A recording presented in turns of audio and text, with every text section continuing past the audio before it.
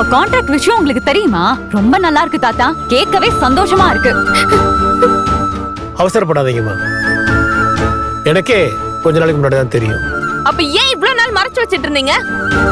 மறைக்கணும்லாம் நினைக்கலமா, நடந்த தப்ப சரி பண்ணி விஜய் இப்போ காவேரி கூட சந்தோஷமா தான் வாழ்ந்துட்டு இருக்கான். ஐயா,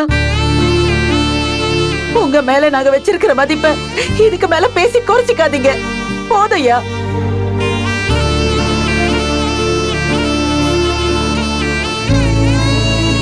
உங்க பேரை என்ன மாதிரியான வாழ்க்கைய வாழ்ந்தாருன்னு கண் கூடாவும் பார்த்து பெட்டியை தூக்கிட்டு போன்னு சொன்னத காதாரவும் கேட்டேன்.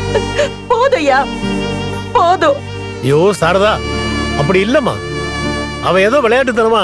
நிறுத்துங்க ஐயா. எதுல விளையாடுவோம் உங்க பேரை? ஆள் வளர்ந்த அளவுக்கு அறிவு வேண்டாம்?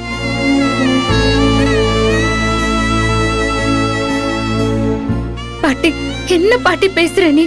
நீ வாய மூடி. பரம்பரைக்கே இல்லாத அவமானத்தை சேர்த்துட்டு நீ எல்லாம் பேசுறியாக்கும்? வீட்டுக்கு வா, உன் காலை முறிச்சு மூலையில உட்கார வைக்கிறேன்.